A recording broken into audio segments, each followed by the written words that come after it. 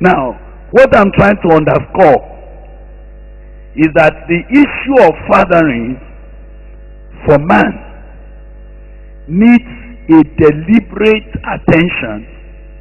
Otherwise, it is totally assumed. Men have no training,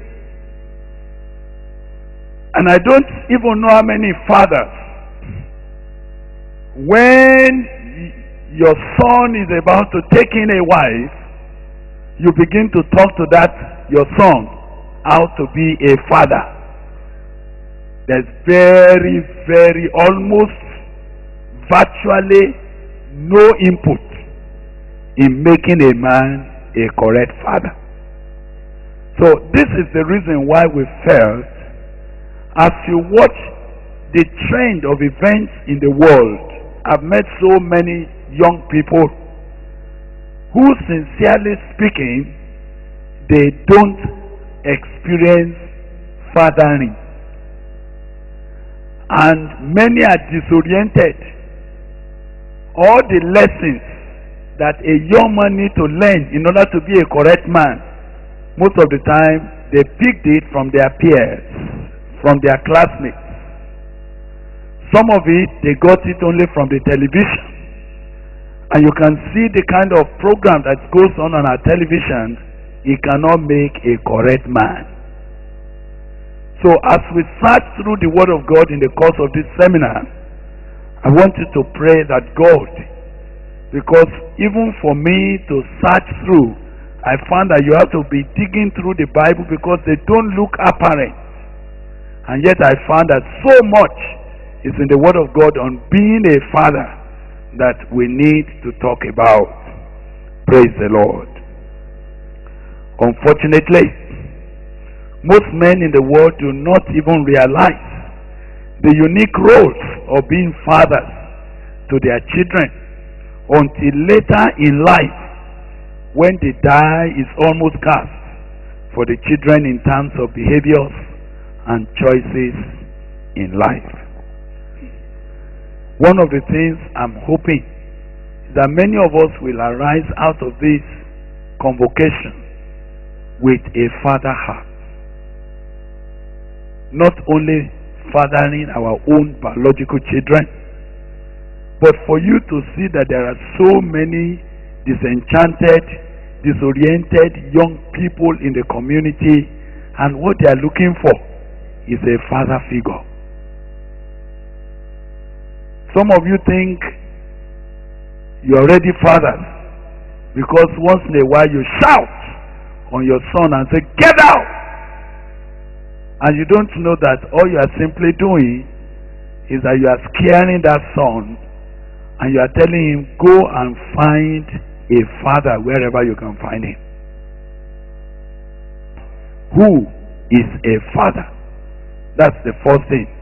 We need to get a conceptual understanding of who a father is. The word father, from its root, both in Greek and in the ancient languages, it implies a nourisher. What did I say it implies? A nourisher, a protector, an upholder. That's what the word father in its elementary root represents. A father is one who, by virtue of his position in the family or in the community, nourishes, protects, and upholds the members of the family or the members of the community. Did you understand what we have said so far now? So, in one word, who is a father in his rudimentary meaning? One who nourishes, one who protects, one who upholds, one who bears situation and keep everything in order, either in the family or in the community. Praise the Lord. Now, it could mean, as we press on with the root meaning of father, it could mean immediate male ancestor. The father is the immediate male ancestor. Anybody that gives birth to a child, what is he already? Is a father, is an ancestor. I know you talk about your great ancestors, but let me inform you. Can you please tell somebody? Ask him first. Do you have a child? Ask him. Ask somebody by your side. What's the answer, please? Then tell him you are an ancestor. You carry an ancestral spirit. They don't want to say that. They say, no. I don't have ancestral spirit. You have ancestral spirit. Every father carries an ancestral spirit. Let me inform you that there is nothing wrong with ancestral spirit. It is the usage. It is when it is the wrong spirit that an ancestor passed down. That's when many of us want to be delivered from it. I have an ancestral spirit and I want my children to carry it. Hallelujah. Do you think it's wrong if my children are like me? If the Spirit of God that is working in me as their ancestor, if I pass it on to them, is it wrong? I am an ancestor. Tell somebody I'm an ancestor. And I want my children to inherit the spirit that I carry. I hope it's a good spirit.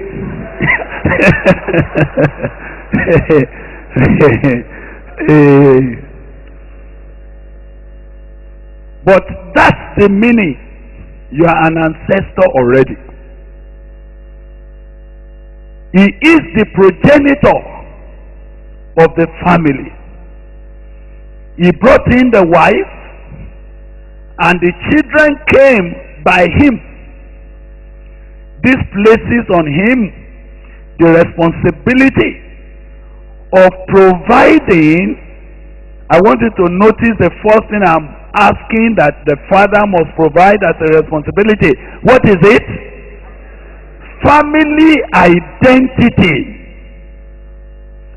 Many of you think that the first thing to provide is food. No. As a father, it's your responsibility to provide, first and foremost, what? An identity.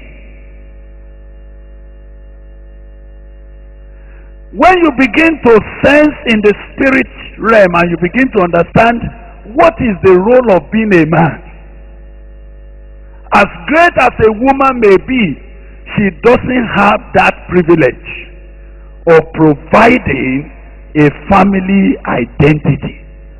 In fact, whatever identity she collects from her family, once she gets married, what does she do with that identity? It's finished. It's finished. So the question I want to ask you, are you providing a correct identity for the children that you bring forth?